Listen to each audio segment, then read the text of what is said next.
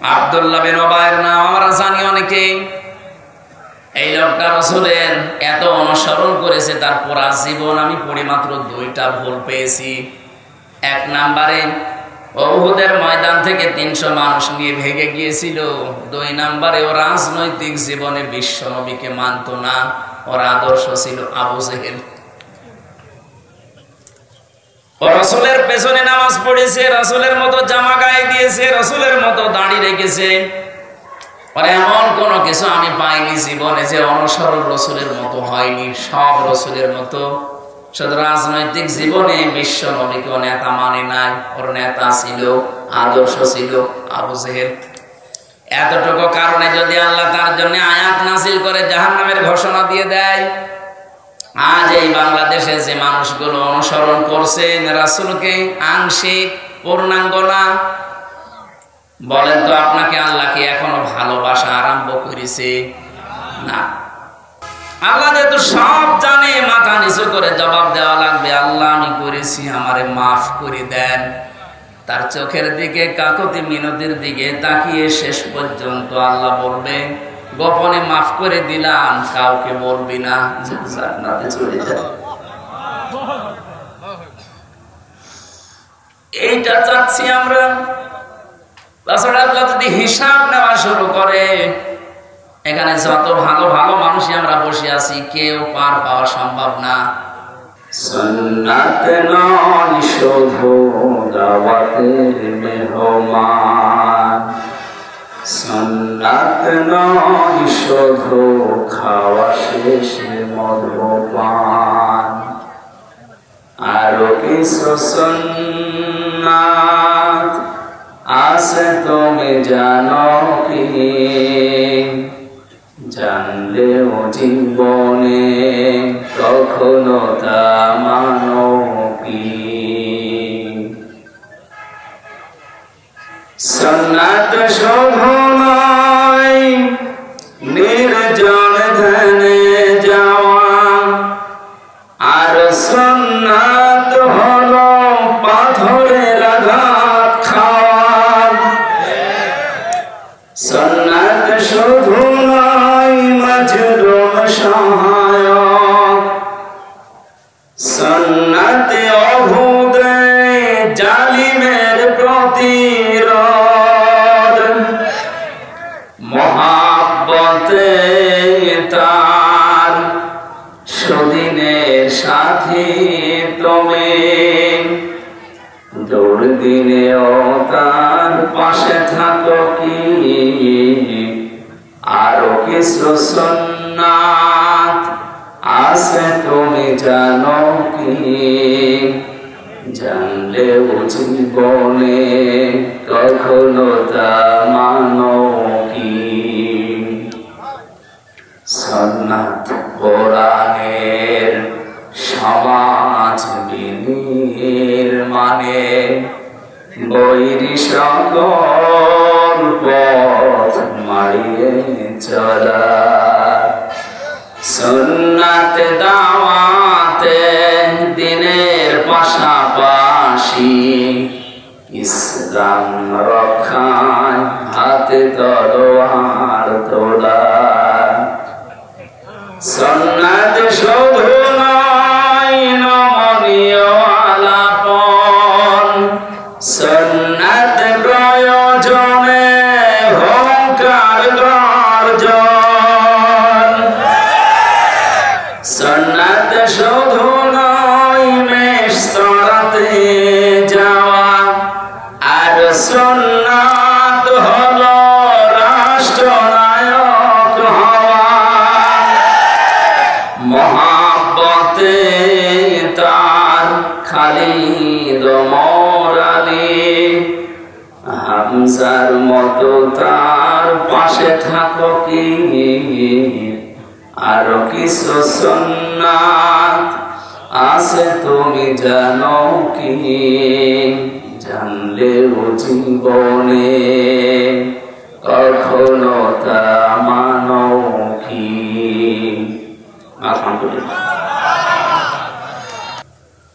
এটা সূরা ইউনূসের ভেতরে আছে, ফেরাউনকে আল্লাহ রাব্বুল আলামিন শেষে আর হেদায়েত দেননি। কারণ কি? সে এমন জায়গায় পৌঁছিয়েছিল যে হেদায়েত পাওয়ার জন্য সে বর্ডার পর্যন্ত শেষ করে ফেলেছে, বর্ডারেও থাকে না। হাত্তা ইযা আদরাকাহুল গারাকু ক্বালা আমানতু আন্নাহু লা ইলাহা ইল্লাল্লাযী আমানাত বিহি বানু ইসরাঈল ওয়া আনা মিনাল মুসলিমিন। ও যখন ডুবে যাচ্ছিল তখন বলেছে আমি ঈমান আনলাম। বনি ইসরাঈলরা যার উপরে ঈমান এনেছে তার উপরে ঈমান আনলাম। তারপরও সরাসরিও আল্লাহর নাম বলে না।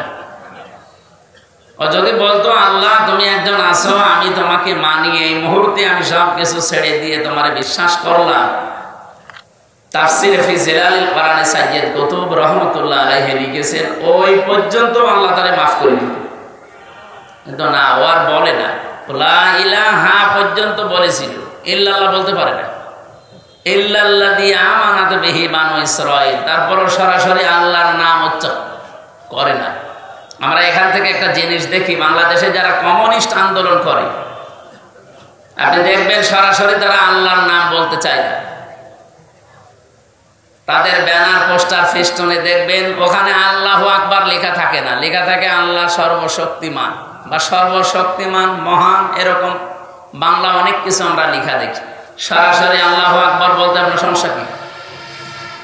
আল্লাহর নাম উচ্চারণ তাদের কাছে এত কষ্ট লাগে।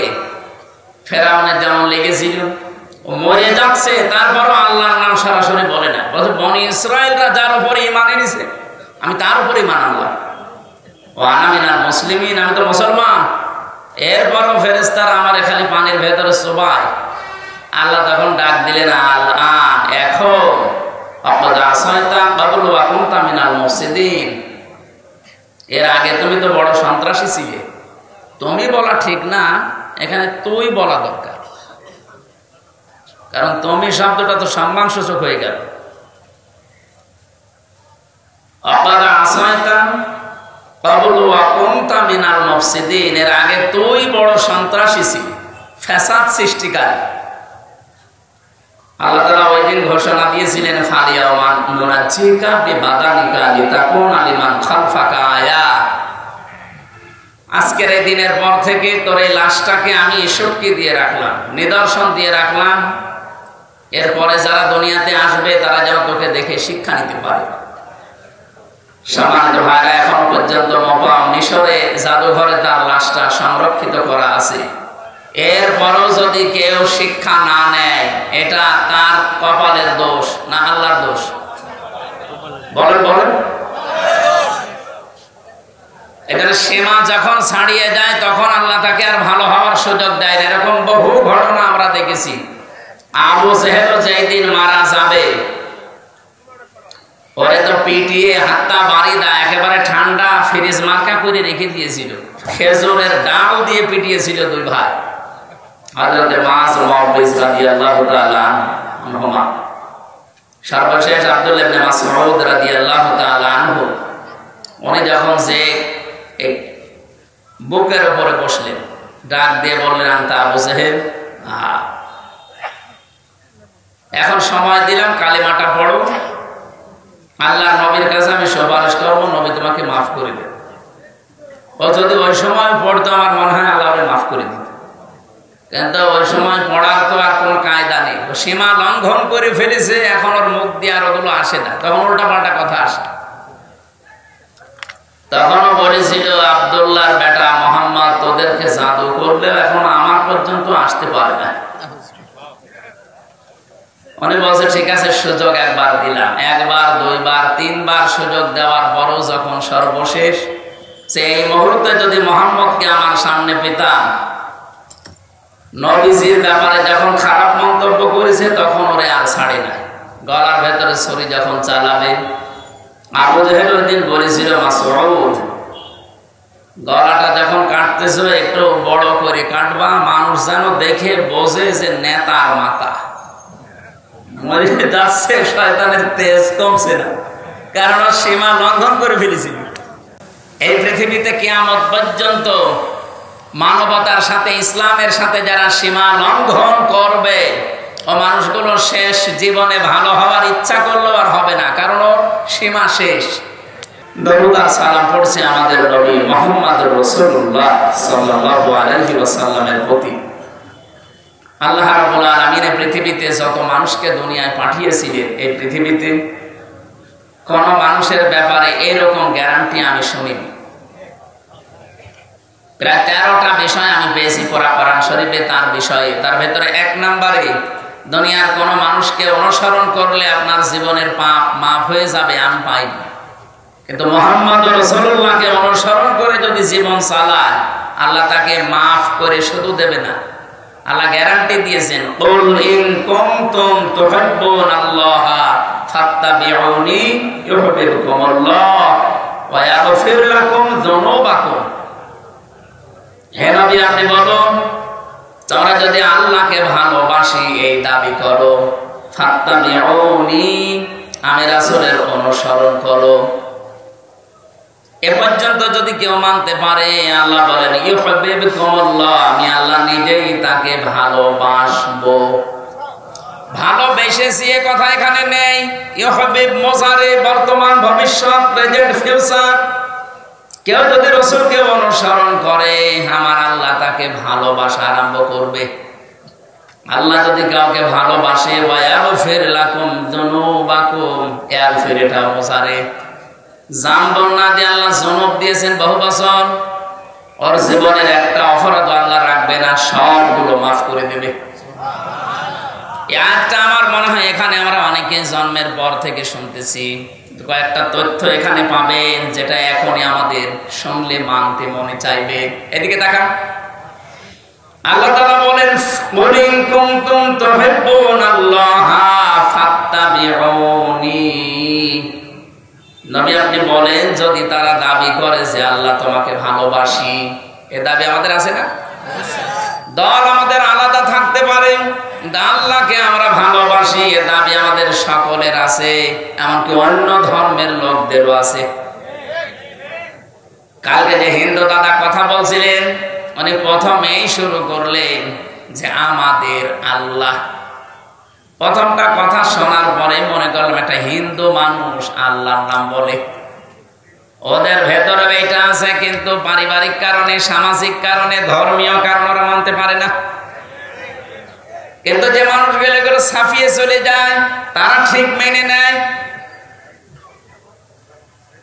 সবার ভেতরে এই আশা যে আমার ভগবান বলেন, গড বলেন, আল্লাহ বলেন, যাই বলেন না কেন আমরা তাকে ভালোবাসি, তাকে রাজি করতে চাই। আল্লাহ পাক বলেন দাবি যাদের আছে হে নবী আপনি তাদেরকে বলেন ফাত্তাবিউনি, তারা যেন আপনার অনুসরণ করে। এবার আমার প্রশ্ন হচ্ছে, আপনি রাসূলকে অনুসরণ করবেন, এই বাংলাদেশে বহু মানুষ বলে যে আমরা নবীওয়ালা কাজ করি। কথা ভালো করে বুঝবেন, উল্টা দিকে নিয়ে যেন না। আপনি যে বলেন যে আমি নবীওয়ালা কাজ করি, মুহাম্মদ রাসূলুল্লাহ সাল্লাল্লাহু আলাইহি সাল্লামকে কি জন্মের পরে মানুষ নবী বলতো? কয় বছরে? উনি যেদিন নবুয়ত পেয়েছেন 40 বছরে, তখন মানুষ তাকে নবী, তিনি স্বীকৃতি দিয়েছেন। বাড়িতে এসে স্ত্রী মেনে নিয়েছে, বন্ধু মেনে নিয়েছে, চাচাতো ভাই মেনে নিয়েছে, কাজের লোক বাড়িতে যিনি পালিত পুত্র সে মেনে নিয়েছে। তার মানে উনি নবী হয়েছেন 40 বছরে। এর আগে ওনাকে কেউ নবী বলে ডাকতো না, বলতো আল আমিন, আস-সাদিক।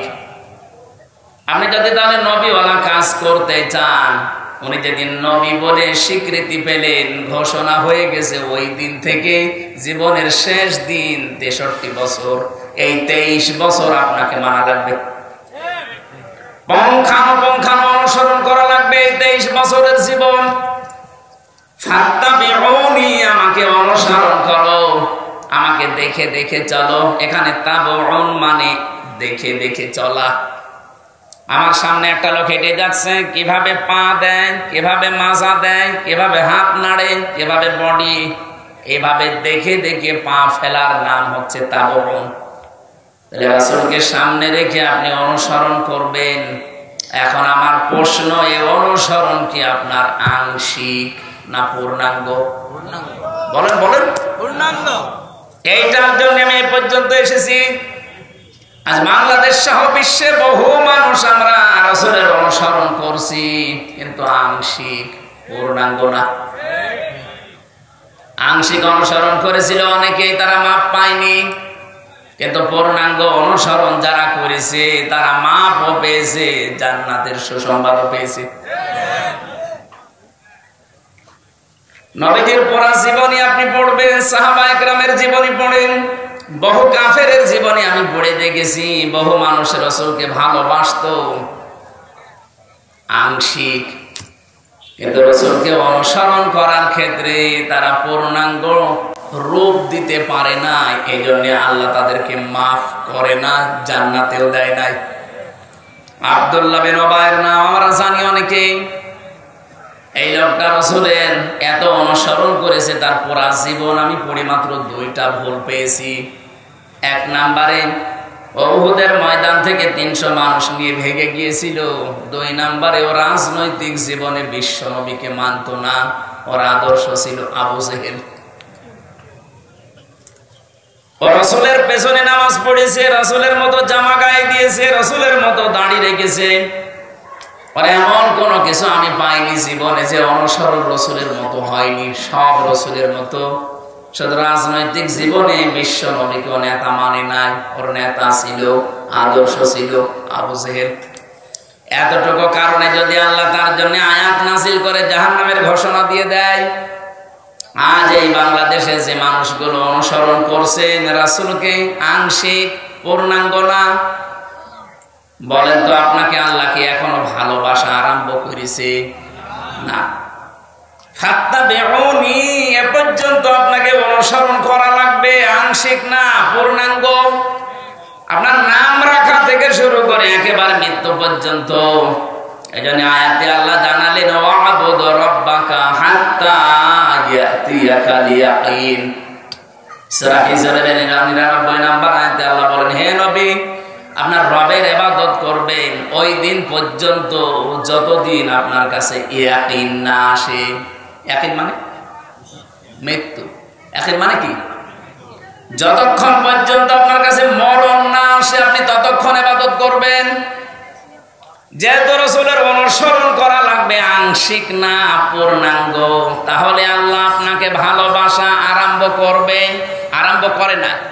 তাহলে এখন আমাদের উচিত হচ্ছে আমাদের অনুসরণ করা লাগবে মাথা থেকে পা পর্যন্ত, রান্নাঘর থেকে আন্তর্জাতিক জীবন পর্যন্ত। কি আংশিক, আংশিক না পূর্ণাঙ্গ? পূর্ণাঙ্গ।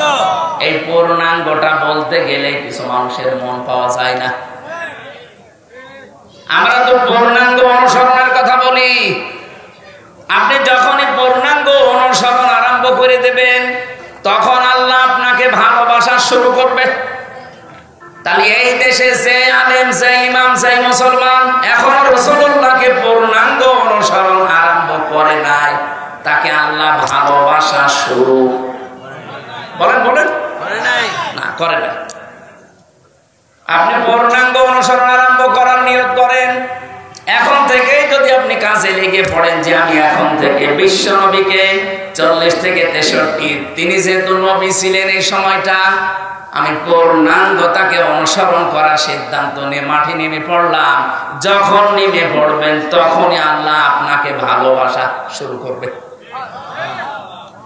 আর আল্লাহ যদি আপনাকে ভালোবাসা আরম্ভ করে দেয়, আল্লাহ বলেন ওয়ায়াগফির লাকুম যুনুবাকুম, একটা গুনাহ তো রাখবো না, পুরো জায়গাটা আমি আল্লাহ মাফ করে পরিষ্কার করে দেব। যেহেতু জামবন আল্লাহ দিতে পারতেন, জুনুব দিয়েছেন, একটা গুনাহ থাকবে না। বাংলাদেশে বগুড়াতে যে থানা আছে, আপনি যদি কোনোদিন অপরাধ করেন দেখবেন ওই থানাতে চার্টে আপনার নাম লেখা হয়ে যায়। আপনি হয়তো মামলা থেকে অব্যাহতি পেলেন, থানা থেকে বের হয়ে চলে আসলেন, আপনার নাম কিন্তু মুছবে না, নাম থাকবে। আবার অপরাধ করবেন, আবার নাম উঠবে। আল্লাহ পাক বলেন আমি এমন ভাবে ওয়ায়াগফির লাকুম যুনুবাকুম, গুনাহগুলো এমন ভাবে মাফ করে দেব ওই জায়গাটা তো পরিষ্কার হয়ে যাবে, ফাঁকা থাকবে না। আমি আল্লাহ ওই জায়গাতে নেকি দিয়ে ভরাট করে দেব। এই যে নেকি দিয়ে ভরাট করে দেব, এটা কোথায় আছে?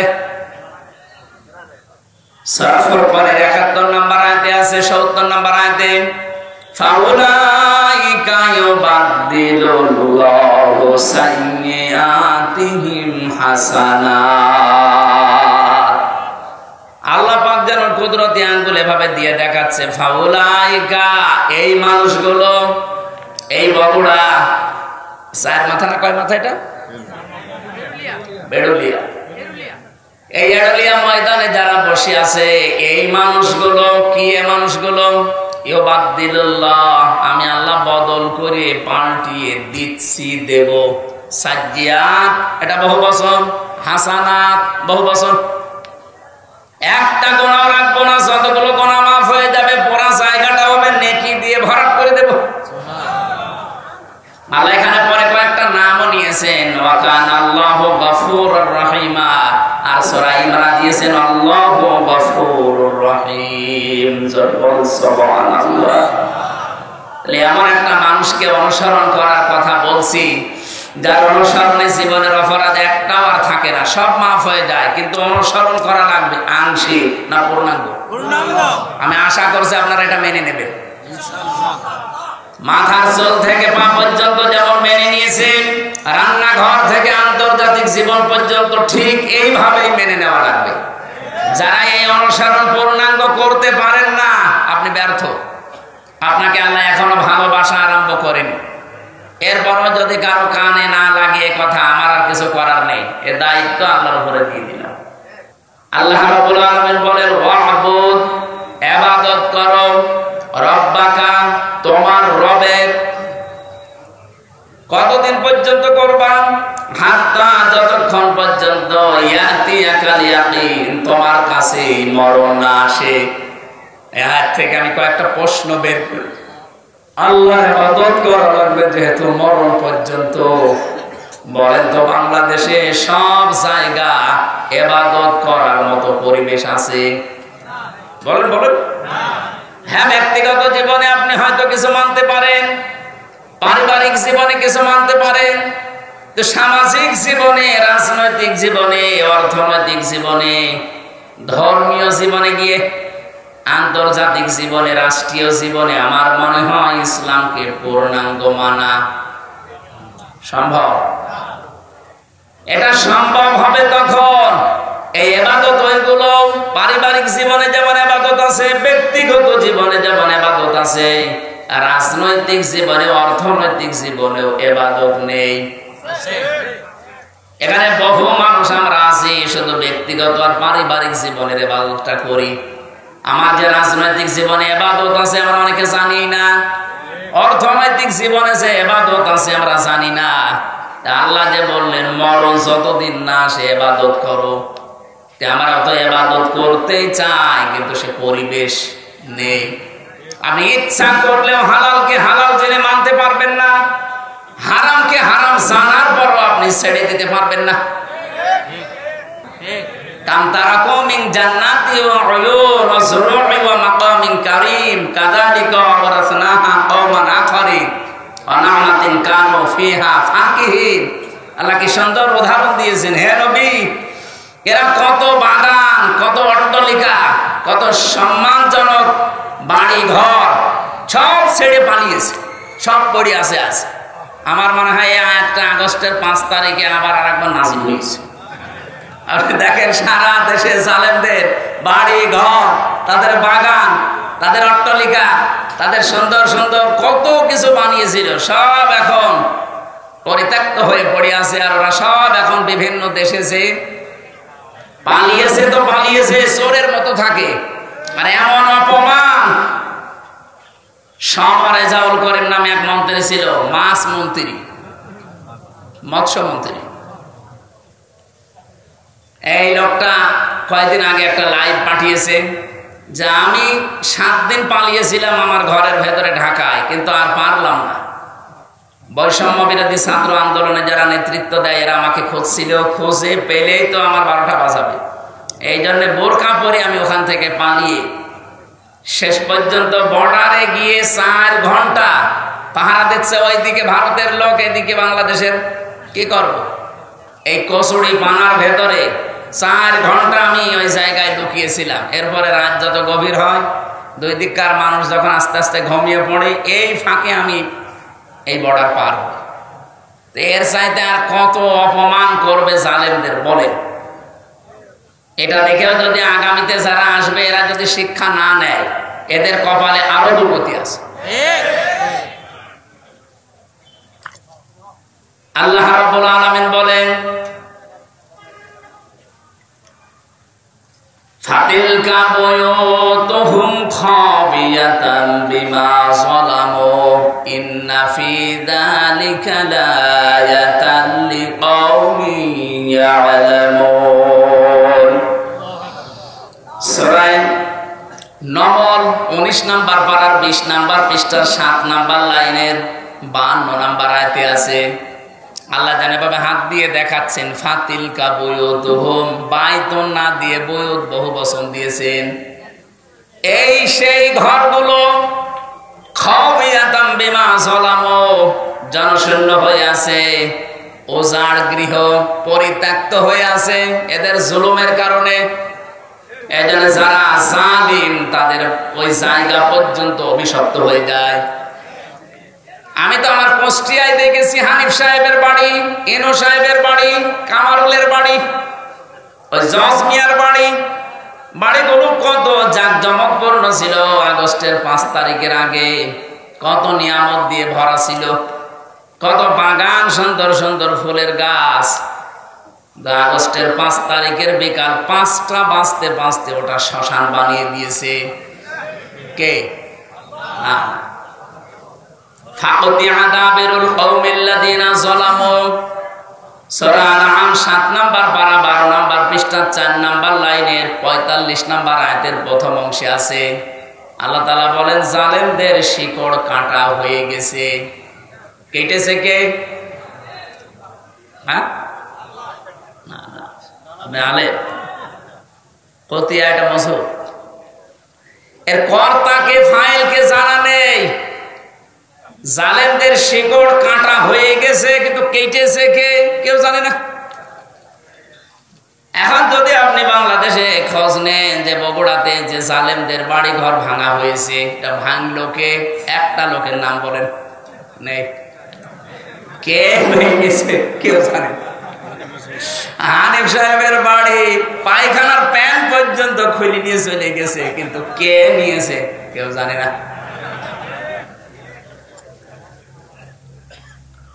এ পর্যন্ত ছিল। আমি যদি এ পর্যন্ত আয়াত শেষ হয়ে যেত, আমি আয়াতটা পড়তাম না। এর পরেরটা আমাদের জন্য, ইন্না ফি যালিকা লায়াতাল লিকাওমিন ইয়ালামুন। ইন্না মানে অবশ্যই, ফি মানে মধ্যে। আল্লাহ আয়াতুনের আগে আবার লামে তাকিদ দিয়েছেন। অবশ্যই এর ভেতরে শিক্ষা আছে যারা জ্ঞানী তাদের জন্য। কি শিক্ষা? জালেমদের যে শিকড় ছিল, আপনি আগস্টের 5 তারিখের দফর পর্যন্ত কেউ এ দেশে ভাবে না যে ও পড়িয়ে যেতে পারে। কথা বলেন, কেউ চিন্তাও করে নাই কোনদিন। আল্লাহ পাক বলেন ওদেরকে শিকড়ের দিকে তাকান। ইউনিয়নের দারোয়ান থেকে সংসদ পর্যন্ত একেবারে থরে থরে জালেমদের সব স্তরগুলো সাজানো ছিল। একটা দুইটা না, কমপক্ষে এক একটা জায়গায় 3টার উপরে স্তর ছিল ওদের। আমি রিমান্ডে প্রায় 7 প্রকার গোয়েন্দা বিভাগের লোক পেয়েছিলাম। ওরা আমার জিজ্ঞাসাবাদ করতে আসতো। যত গোয়েন্দা বিভাগ আছে একটার পর একটা আসে আর জিজ্ঞাসাবাদ করে রিমান্ডে। সবগুলো থরে থরে সাজানো ছাত্রলীগ দিয়ে। আমার যে ধরে নিয়ে এসেছে উনিও ওখানকার, মামলার যে আয়ু সে ওখানকার, যে ম্যাজিস্ট্রেট আমার মামলায় রিমান্ড দেবে 10 দিন সেও ওখানকার, যারা রিমান্ডে আমাকে কষ্ট দেবে তারাও ওখানকার। এ মামলা যেদিন তোলা হবে, যে পিপি আছে সরকারি পিপি সে ওখানকার, এমনকি যে জজ রায় দেবে সে জজ ওখানকার। আমার কি আছে বলেন তো? আছে না? আমার শুধু একজন উকিল আছে, এরকম এক মুরব্বী উকিল, ওর কথা শুনলেও চলে, না শুনলেও চলে। আমি থরে থরে দেখলাম প্রায় 7 থেকে 8 প্রকার পর্যন্ত জালেমদের স্তরগুলো সব সাজিয়েছে।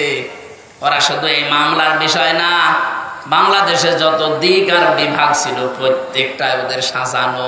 কিন্তু আল্লাহ পাক এমন ভাবে শিকড় কেটেছে, কে কেটেছে কেউ জানে না।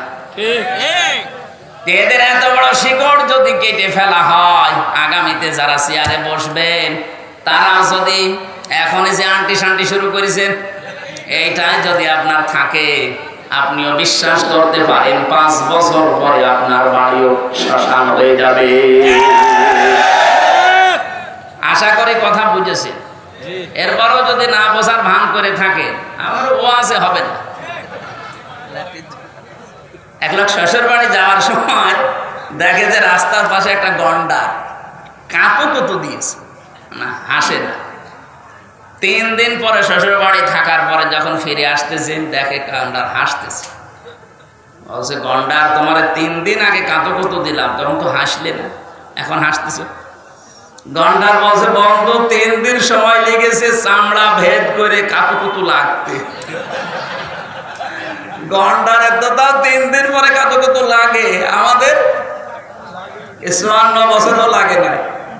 এই লোকটা 54 বছর চিল্লিয়ে বেড়াচ্ছে, এই লোকটা 54 বছর চিল্লাচ্ছে, কাঁতুকুতু দিচ্ছে কত কায়দায়। কথা বলেন না কেন? কথা বলছেন? আমরা গন্ডারের সাইড দেও, এই জন্যে গন্ডার মার্কা হলে হবে না, শিক্ষা নেওয়া লাগবে এখান থেকে। ইবাদতের পরিবেশ এখনো আসে না। শুধু নামাজের ফরজ 13টা 14টা ওয়াজিব মেনে নামাজ পড়লেন ফরজ মনে করি। আরে ভাই, নামাজ যেমন ফরজ, পর্দা করা কি? পর্দা করার মতো পরিবেশ বাংলাদেশে 100% জায়গায় আছে। কত জায়গায় পর্দাশীল মেয়ে লোকেরা লাঞ্ছিত, অপমানিত হয়। যদি আমরা পরিবেশ তৈরি করে দিতে পারতাম, কেউ সাহস পেত না বোরকাওয়ালা পর্দাওয়ালা কোনো মেয়েকে অপমান করা। অর্থনীতিতে যে সমস্ত বিষয়গুলো থাকার কথা, একটাও পাওয়া যায় না। অর্থনীতি যারা চালাচ্ছে, আপনি দেখেন যারা অর্থনীতি পড়ে, মোশারাকা লাগে, মোদারাবা লাগে, মোরাবাহা লাগে, বায়ে সালাম লাগে, বায়ে ইস্তেসনা লাগে, বায়ে মুআজ্জাল লাগে, ওয়াহেদা লাগে, এরকম 28টা নিয়ম পড়েছি। ইসলামী ব্যাংক বাদ দিয়ে বাংলাদেশে কোনো ব্যাংকে এই নিয়ম চলে না। যত ব্যাংক আছে আপনি একটা একটা করে দেখান তো। সোনালী, রূপালী, তারপরে চৈতালি আছে, ওটাও কয়েকদিন পরে হবে।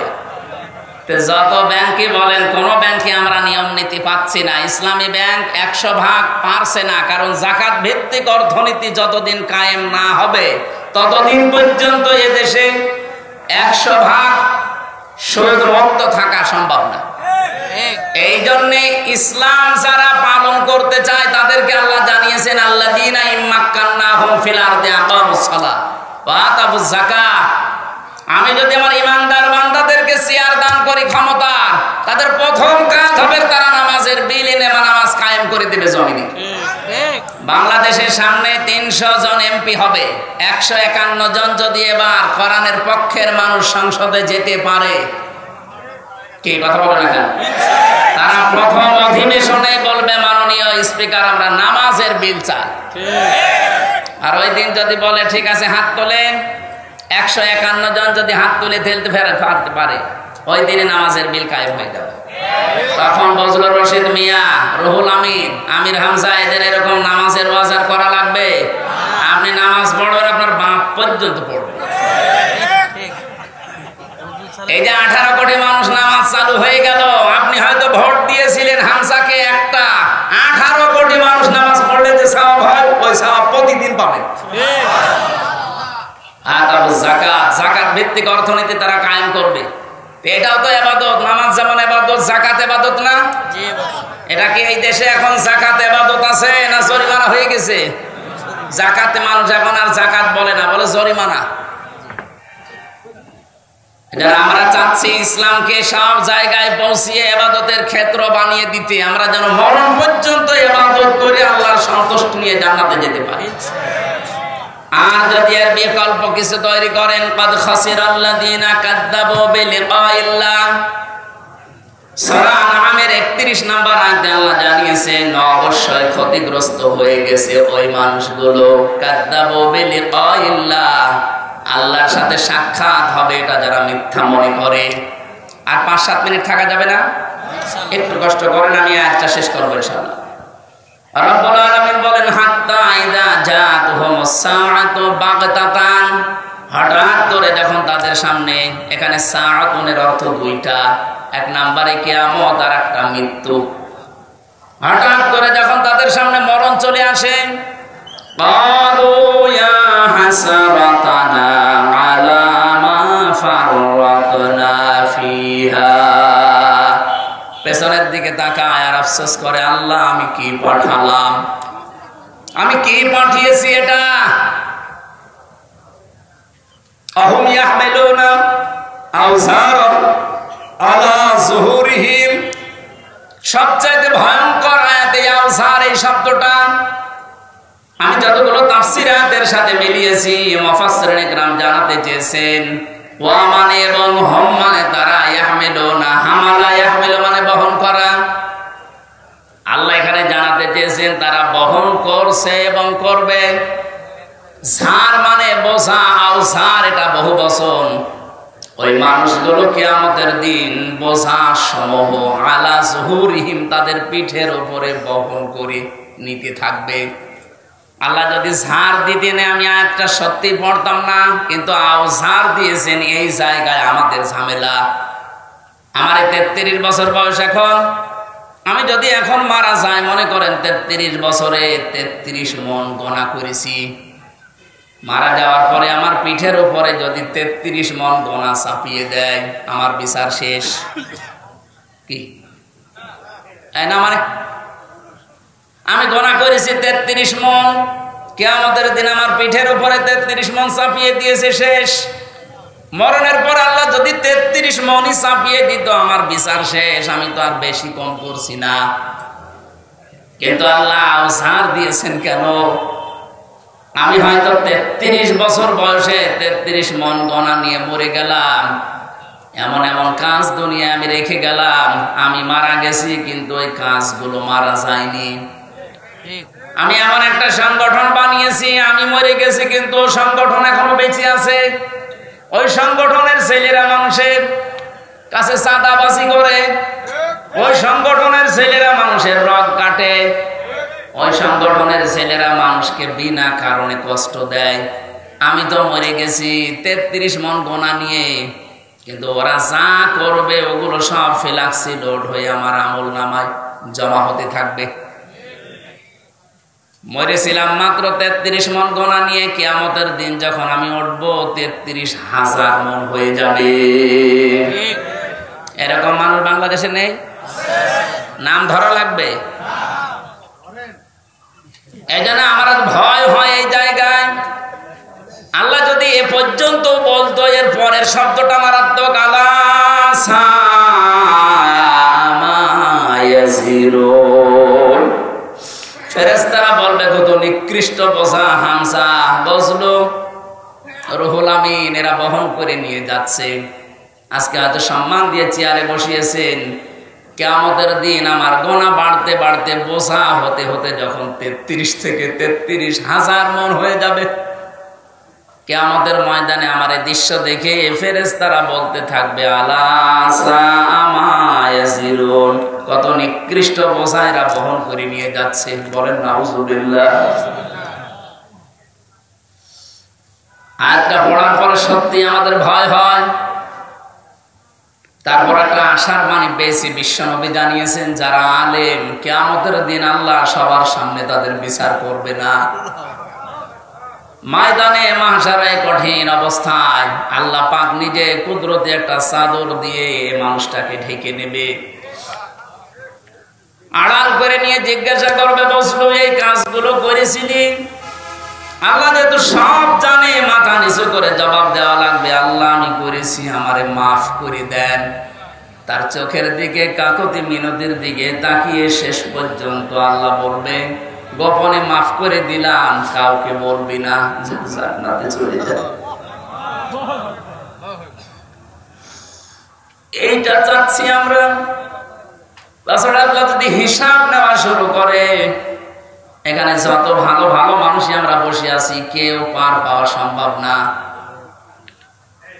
কিয়ামতের দিনে যে হাদিসটা যে ব্যাখ্যা করেছি, কিয়ামতে যেন আল্লাহ আমাদের সাথে এই আচরণটা করেন, বলেন আমিন। দুনিয়াতে এমনও মানুষ আছে শুধু গোনায়ে জারিয়া বলি আমরা, সাদগায়ে জারিয়া, গোনায়ে জারিয়া আছে। আপনি এমন এমন কাজ করে গেলেন, মরে গেছেন, কিন্তু কাজ জারি থাকবে। এমন এমন ভালো কাজে আঞ্জাম দেওয়া দরকার। মাওলানা যুক্তিবাদী আজকে যে মাদ্রাসাটা বানিয়েছে, কিয়ামত পর্যন্ত যেটা টিকে থাকে, 4 জন হাফেজ হয়েছে, এরা আরো 4 জনকে বানাবে, এরা আরো 4 জনকে বানাবে। এলেম এভাবে ছড়াতে ছড়াতে কিয়ামত পর্যন্ত চলে যাবে। মনে হয়তো আর 20-30 বছর পরে মরে যাবে, কিয়ামত পর্যন্ত কবরের ভেতরে আমার আল্লাহ সওয়াব পাঠাতেই থাকবেন। মনে হয়তো এই গোলাম রব্বানির বয়স খুব বেশি হলো না, 40 বছর হবে। এই 40 বছরে 40 মন নেকি নিয়ে উনি মারা গিয়েছে। কিয়ামতে যখন উঠবে, আমল নামায় দেখবে 40,000 মন নেকি আল্লাহ দিয়ে দিয়েছে। ইকরাউল সাহিবুল কোরআন, সাহেবে কোরআনকে কিয়ামতের দিন আল্লাহ তাআলা বলবেন, পড়ো। ইকরা ওয়ারতাকি, ওয়ারাত্তিল। শুধু পড়ো বলে শেষ করেননি, নবীজি বলেন যেই বলবে পড়ো আর উপরে ওঠো। ওয়ারতাকি ওয়ারাত্তিল, উপরে উঠতে থাকো। তার তিলের সাথে পড়তে পড়তে, তার তিলের সাথে পড়া বলতে আমি এখানে 4টা বিষয় পেয়েছি। কোরআন শরীফের ভেতরে আপনি 3টা শব্দ পাবেন কোরআন পড়ার ব্যাপারে, কারা আর রাতালা আর তালাওয়া। এখানে রত্তিল শব্দটা আছে। কেউ যদি সত্যি রত্তিলের সাথে পড়তে পড়তে উপরে উঠতে চায়, দুনিয়া থেকে 4টা বিষয় তারে মানা লাগবে। 1 নম্বরে তাকে শুদ্ধ করে পড়তে হবে তার তিলের সাথে। 2 নম্বরে ওটা বুঝতে হবে। 3 নম্বরে ওই বোঝা বিষয়ের উপরে নিজের জীবনে কাজ করা লাগবে। 4 নম্বরে ওটা যেন মানুষ মানতে পারে সেই পরিবেশ তৈরি করে দেওয়া লাগবে। আমরা যেহেতু ইবাদতের ক্ষেত্র তৈরি করতে চাই বাংলাদেশে, আর এটা সবচাইতে বেশি এগিয়ে আছে বাংলাদেশ জামাত ইসলামী, ইসলামী ছাত্র শিবির, ইসলামী ছাত্রী সংস্থা এবং অন্যান্য ইসলামী দল যতগুলো আছে, তারা চেষ্টা চালাচ্ছে এই দেশে যেন আমরা পুরা ইসলাম মানে ইবাদত যেন আমরা আল্লাহর মরণ পর্যন্ত করতে পারি, সেই পরিবেশ আমরা তৈরি করতে চাই। এই 54 বছর আমাদের কাঁধের উপরে পাড়া দিয়ে অনেকে অনেক কাজ করেছে, এবার কিন্তু সবাই বুঝে ফেলেছে। চরমনায়ের পীর মাওলানা মামুনুল হক এবং অন্যান্য ইসলামী যতগুলো দল বড় বড় আছে, জামাত ইসলামী বাংলাদেশের আমিরে জামাত, সবাই বলছে এবার আর কাউকে আমরা সুযোগ দিতে চাই না, ইসলামের বাক্স হবে এবার একটা। জোয়ার যেভাবে এসেছে, আশা করছি ইবাদতের ক্ষেত্র সারা বাংলাদেশের রান্নাঘর থেকে আন্তর্জাতিক জীবন পর্যন্ত তৈরি হয়ে যাবে ইনশাআল্লাহ। কামা কুনতা তুরাত্তিলু ফিদ দুনিয়া, যেভাবে পড়তে দুনিয়ায় ওইভাবে পড়ো। ফাইন্না মানসিলাকা ইনদা আখিরি আয়াতিন তাকরাউহা, পড়তে পড়তে যে পর্যন্ত যেতে পারবা ওই পর্যন্ত যে তোমার মনজিলে মাকসুদ হবে। এজন্য দুনিয়াতে কোরআনের সাথে সম্পর্ক রেখে কিয়ামতের দিন আল্লাহ যদি আমাদের পড়তে বলে, পড়তে পড়তে যেন আরশ পর্যন্ত চলে যেতে পারি।